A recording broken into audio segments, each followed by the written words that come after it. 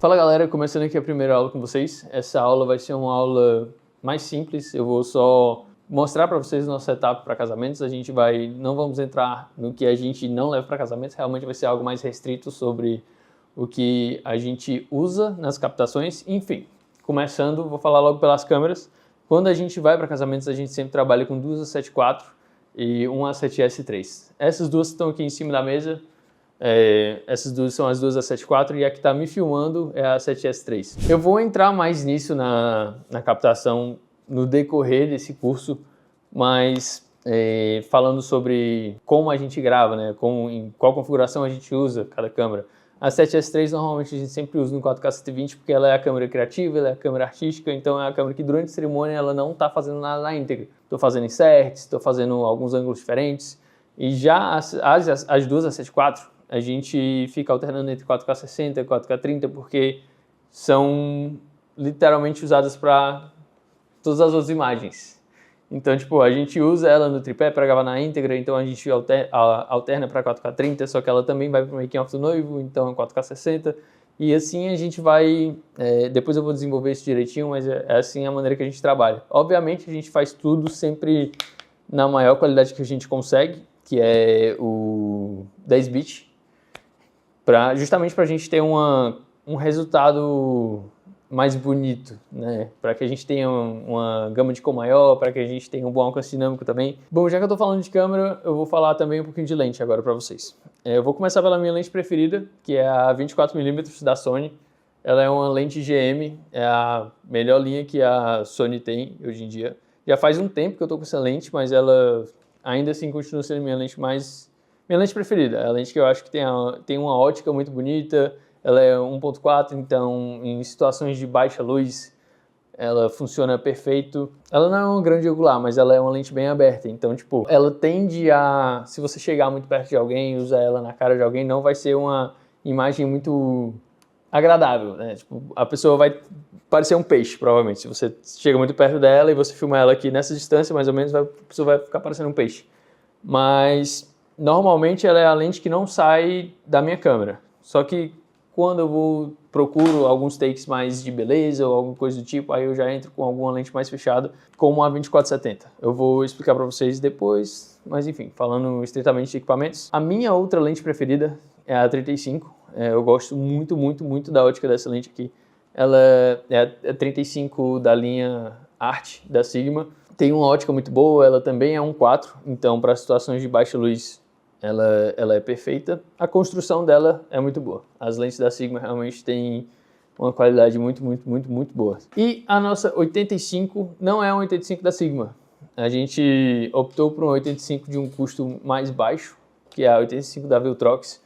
Porém, a gente se sente muito confortável com o que ela vem entregando pra gente. Eu já ouvi algumas pessoas falarem sobre problemas de foco, por conta da marca e etc. E eu particularmente não sinto isso. Mas não é uma lente que eu uso com tanta frequência, normalmente são os meninos que usam, mas nenhum falou pra mim sobre nada disso. E sempre quando eu preciso, eu uso ela e eu não tenho nenhum problema com foco. Eu gosto também do resultado que ela entrega, então apesar de ser uma lente com um custo mais baixo, porque eu não sei dizer quanto é que está custando a 85 da Sigma, que vale frisar também que a 85 da Sigma ela é 1.4 e a da Viltrox é 1.8, mas faz diferença? Faz, mas não tanto.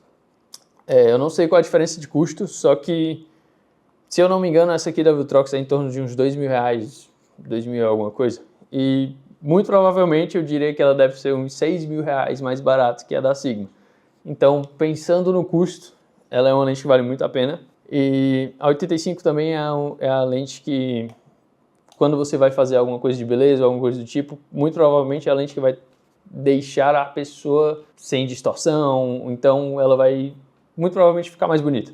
Outra lente da Viltrox que a gente usa bastante no nosso kit, principalmente para cenas de decoração, cenas de ambientação e também quando o casamento acaba acontecendo em igrejas menores. A gente tem uma igreja aqui em Fortaleza que se chama a Igreja do Líbano. Ela é, na minha opinião, a igreja mais bonita daqui de Fortaleza, mas ela é muito apertada. Então, quando a gente vai fazer casamentos nela, às vezes eu não trabalho de 24, às vezes eu trabalho de 16. Apesar dela ser da Viltrox e não ser uma lente tão cara, ela tem uma construção muito boa. Ela não está conectada na câmera, então vocês não vão ver aqui, mas ela tem um visorzinho que ele é um visorzinho automático. Então, quando você liga, ele mostra que é a abertura, apesar de que dá para ver por aqui, dá para ver na lente da câmera. Para mim é meio inútil, mas é legal o brilhozinho que fica. Ela tem a ótica muito boa, eu gosto muito da perspectiva que ela entrega pra gente, principalmente para decoração. E festa, o Afonso está ali atrás da câmera e ele trouxe esse ponto. É o que eu já falei para vocês, a gente vai desenvolver todas essas coisas mais à frente, quando a gente estiver falando de fato de captação, mas a 16 é a lente da festa, é a lente da loucura, né? A gente tem a nossa maneira de captar festas, onde a gente alterna uma lente mais fechada e uma lente mais aberta, e a lente mais fechada é para captar imagens mais estáticas, onde as pessoas consigam se sentir bonitas na festa, e a 16 é para captar a loucura, né? O whisky caindo na boca da pessoa e a lente quase dentro da cara da pessoa.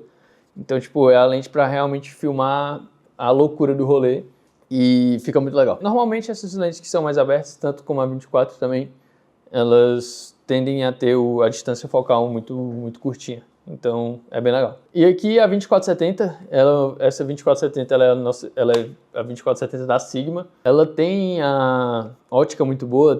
Eu lembro que quando eu fui comprar, eu fiquei pesquisando pra caralho sobre a 2470 GM da Sony, a 2470 da Sigma, porque eu queria saber qual que seria a diferença de eu estar pagando talvez R$5.000 mais caro, R$6.000 mais caro na lente da Sony. E eu cheguei à conclusão naquela época de que a diferença era muito insignificante para a quantidade de dinheiro que eu ia estar investindo. Então, as duas lentes são 2.8, tanto a da Sony quanto a da Sigma, e as duas me entregam uma ótica muito boa. Então, esse foi o motivo que eu optei por escolher a da Sigma. E a lente mais desprezada do nosso escritório, é triste falar isso porque é uma lente muito boa, mas acaba que, por conta das outras lentes que a gente usa, é a lente que a gente deixa mais de lado. É a Tamron, a 2875, que é a lente que está me filmando aí agora nesse momento. Ela também é uma lente 2.8, só que a diferença a 2470 para a 2875 tem essa pequena milimetragenzinha que já muda bastante. É só 4 milímetros de diferença, mas 4 milímetros de diferença faz uma diferença muito grande. Tanto que quando você pega a 24 para 16, apesar de ser mais, a perspectiva é outra. Mas a ótica que a Tamron, que a 2875 da Tamron me entrega é uma ótica muito boa. Eu espero que vocês estejam conseguindo ver isso pelo vídeo. Enfim, o esquema de câmera e lente é esse. Trazendo ainda mais para esse lado de coisas que a gente usa na câmera, eu tenho que falar sobre os nossos cartões. Tem muita gente que eu vejo que trabalha com cartão V30 e a gente aqui só trabalha com cartão V60. A gente usa atualmente esses cartões aqui da Alexa. Bom, a gente usa tanto o da Alexa douradinho quanto o da Alexa pratinha. E qual que é a diferença, né? Os dois são V60, o que é que isso quer dizer? Eles têm uma velocidade de leitura e de escrita bem mais rápida. Porém, o douradinho ele tem 280 mbps de leitura e 210 de escrita. E o pratinha tem 250 de leitura. Bom, se vocês pegarem um cartão V30 para comparar, vocês vão ver que essa velocidade é muito diferente. O que é que isso quer dizer? Não somente na hora de tu passar um arquivo para o computador, ele vai passar mais rápido, mas também na própria câmera, o arquivo vai ser gravado na tua câmera mais rápido. Depois, se vocês tiverem a oportunidade, pega a câmera que vocês têm, uma CS3, CS4, seja o que for, bota o cartão V60,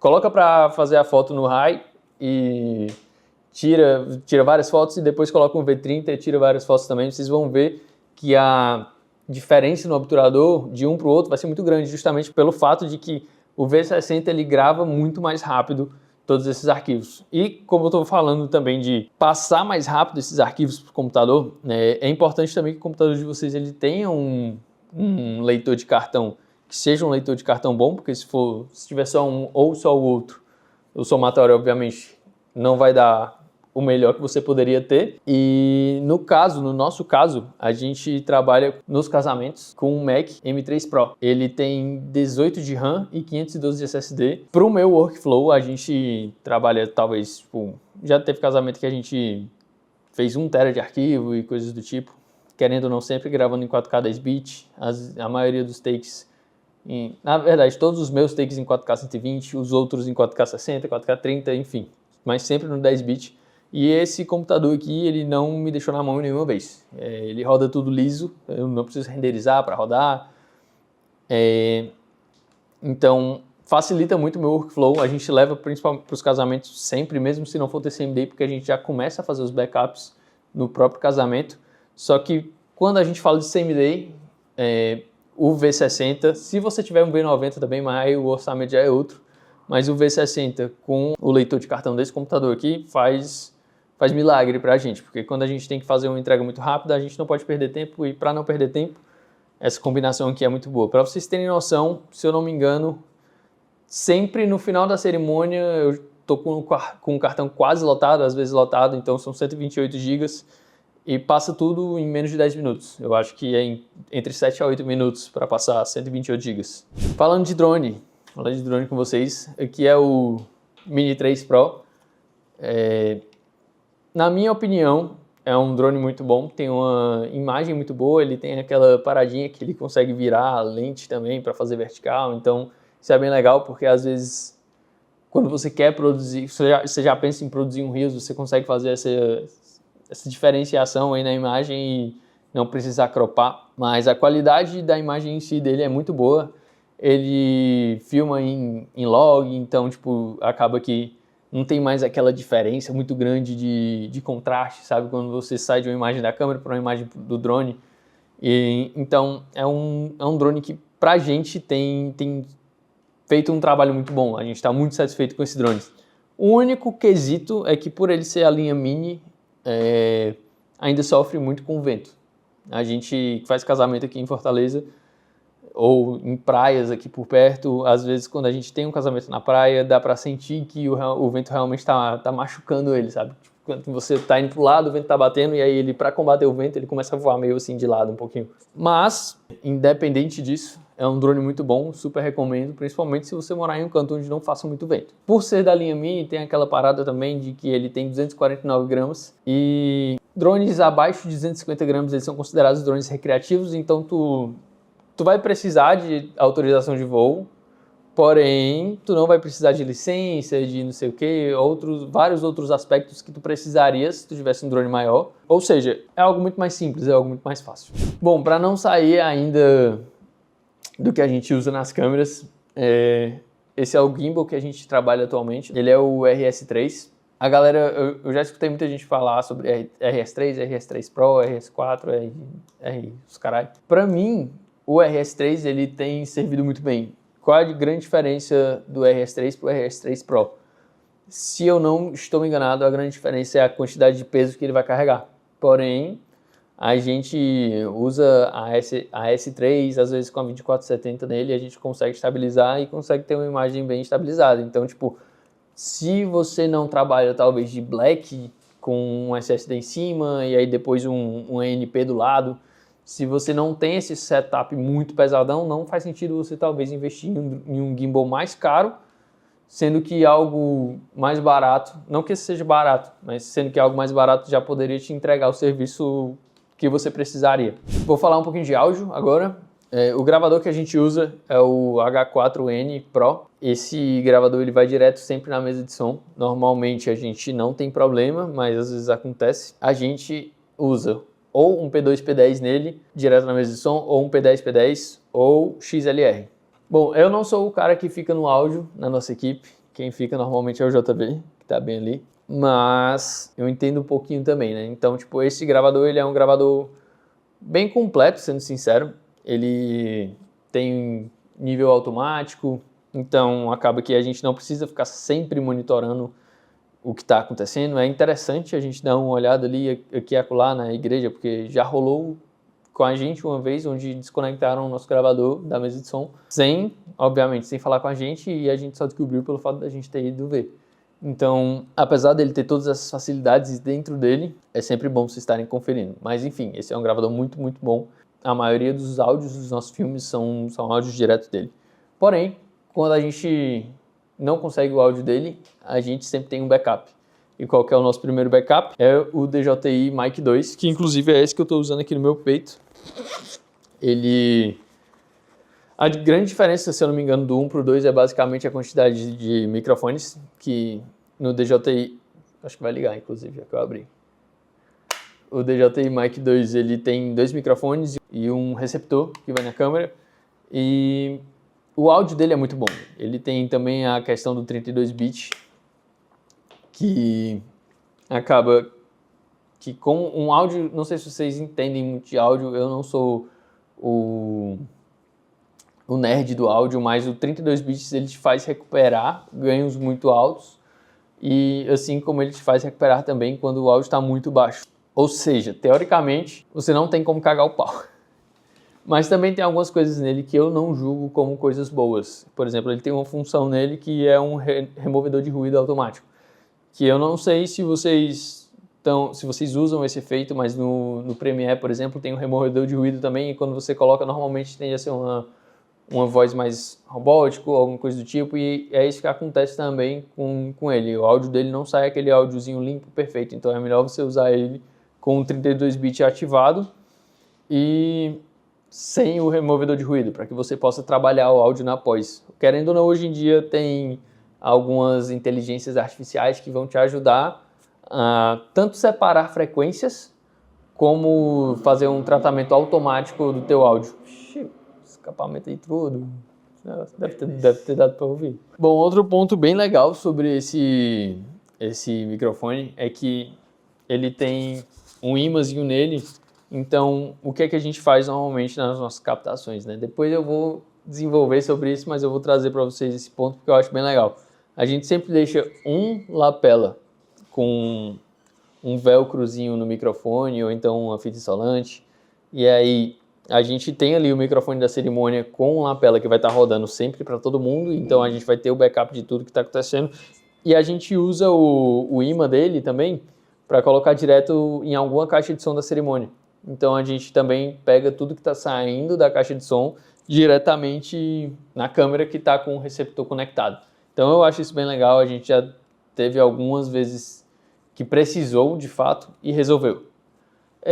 Outro backup de áudio também que a gente nem usa tanto mais, mas é interessante falar, é esse Rode Go. O áudio dele sempre foi muito bom, só que hoje, como a gente trabalha com o DJI, acaba que a gente deixou esse mais de lado, porém acaba sendo mais um backup caso a gente precise. O nosso último equipamento que a gente sempre leva para os casamentos são os nossos rádios.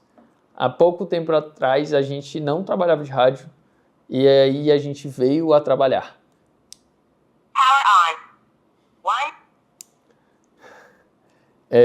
O que é que eu acho, né? Não me incomodava trabalhar sem rádio. A gente sempre teve uma movimentação, uma comunicação muito boa entre si, seja com troca de olhares, com leitura labial, e às vezes só o próprio treinamento da equipe já faz você trabalhar de uma maneira muito uniforme e isso já vire algo rotineiro da sua equipe. Porém, sempre acontecem casos onde é necessário uma comunicação e por mais que eu sempre tenha achado que eu achava muito de boa, que estava tranquilo trabalhar sem rádio, depois que eu comecei a trabalhar com rádio foi que eu vi que realmente é outra vida, é outro mundo. Você tem uma comunicação muito mais certeira, você consegue realmente ficar mais ligado e ter a sua equipe prestando atenção, às vezes, em detalhes que eles não estavam vendo, mas você estava conseguindo enxergar. E isso facilitou muito o nosso workflow, né? Apesar da gente ter uma equipe que já está acostumada a trabalhar junto, que já tem a nossa maneira de trabalhar, sempre tem algumas coisas específicas que vão acontecendo em cada casamento. E o fato de ter esse rádio... Cara, a marca desse rádio é Baofeng.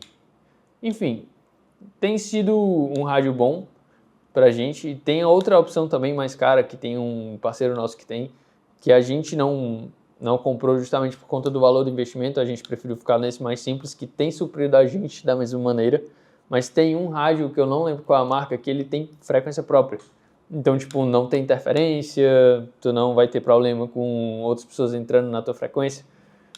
Esse aqui, às vezes acontece, né? Às vezes a gente tá em um casamento e do nada a gente só escuta uma menina do cerimonial passando um rádio, alguém da assessoria passando um rádio também, falando alguma coisa. Então, tipo, mas quando isso acontece a gente só faz trocar de canal e tá tudo bem. Bom, falando agora um pouquinho sobre iluminação, a nossa iluminação principal das festas, o nosso quadradinho É o Aperture MC, o nome desse quadradinho. Ele é bem legal, ele é bem potente. Deixa eu ver aqui. Esse aqui ele tá em 80%, 100%. Acho que talvez, para ver que ele é um pouquinho potente. Ele tem RGB, tem as funções também que ele faz de, tipo, imitar sirene de polícia. Às vezes a gente fica brincando com ele aqui, às vezes faz uma festinha e bota pra ficar mudando a cor. Mas enfim, falando de trabalho, ele... Nas festas ele é bem legal, até porque também ele vem com esse mini softzinho, e aí na festa acaba que quando alguém chega com uma luzona assim na sua cara, às vezes incomoda um pouco, e aí esse soft ajuda também um pouco a suavizar essa luz no rosto da pessoa. Outra iluminação que a gente sempre leva, mas hoje em dia a gente usa muito pouco, são os nossos bastões de LED da Yongnuo. A gente tem 2. O teu é o 2 ou o 3? É o 1. Pronto, a gente tem o 1 e a gente tem o 3. A grande diferença do 1 para o 3 é só que o 3 ele tem esse controlezinho que remove. E qual que é o problema do controle que remove? Exatamente. Esse é o problema do controle que remove. Cadê o controle? A gente não sabe, a gente tá por aí em algum canto. Pode ser que esteja no escritório, pode ser que esteja no meu carro. Ninguém sabe. Ou seja, o 3 é uma merda. É melhor o 1, porque o controle fica aqui e não tem perigo de perder. E aí, nele, obviamente, a gente alimenta ele com NP. A gente usa essa NP F970.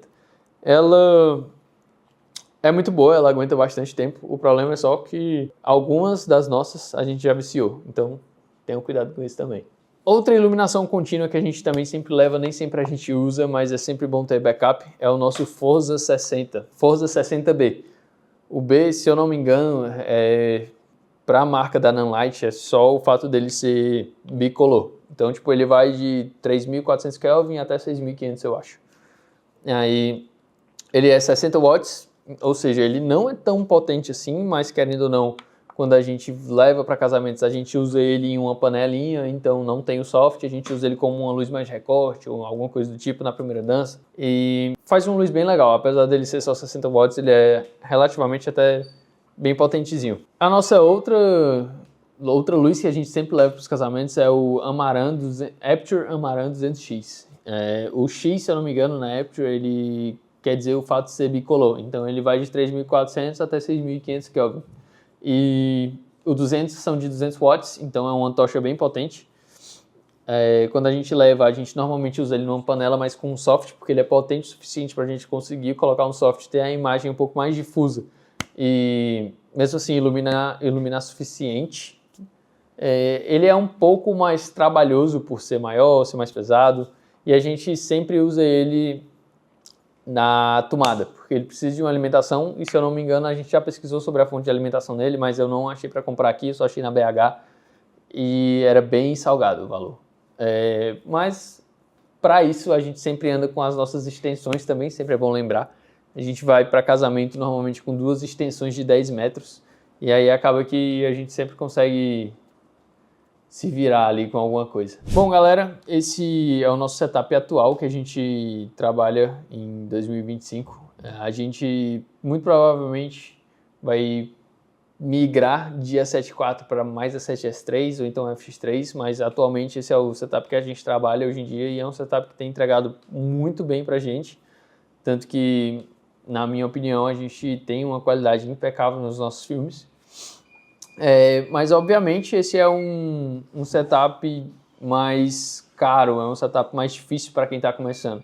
Só que, apesar de ser um papo que parece ser papo de coach, não se baseiem apenas nos equipamentos de vocês, todos os conhecimentos que vocês acabam tendo para agregar na captação de vocês sobre iluminação, sobre direção, sobre composição, sobre como usar a luz para criar uma cena, para criar arte e como extrair o melhor do seu equipamento. Todos esses conhecimentos são muito, muito, muito valiosos, porque antes de ter todos esses equipamentos aqui, eu cheguei a trabalhar de Canon T6, eu trabalhei de A7 III, e não que a A7 III seja uma câmera ruim, é uma câmera muito, muito boa, mas enfim, eu também não comecei com esses equipamentos que a gente tem hoje aqui em mãos. E mesmo assim, desde antes eu entregava filmes que a galera julgava com uma qualidade muito boa. Então eu acho que às vezes não é nem só sobre o equipamento em si, é óbvio que o equipamento faz diferença, não sou nenhum guru para ficar mentindo para ninguém, mas a gente saber extrair o melhor dos nossos equipamentos é o que realmente vai fazer a gente conseguir entregar algo com qualidade.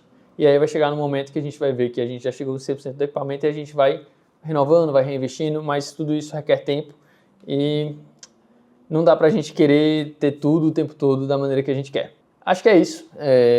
Esse é o nosso setup. Caso vocês tenham algumas dúvidas também, o grupo tá aí para isso, podem falar comigo.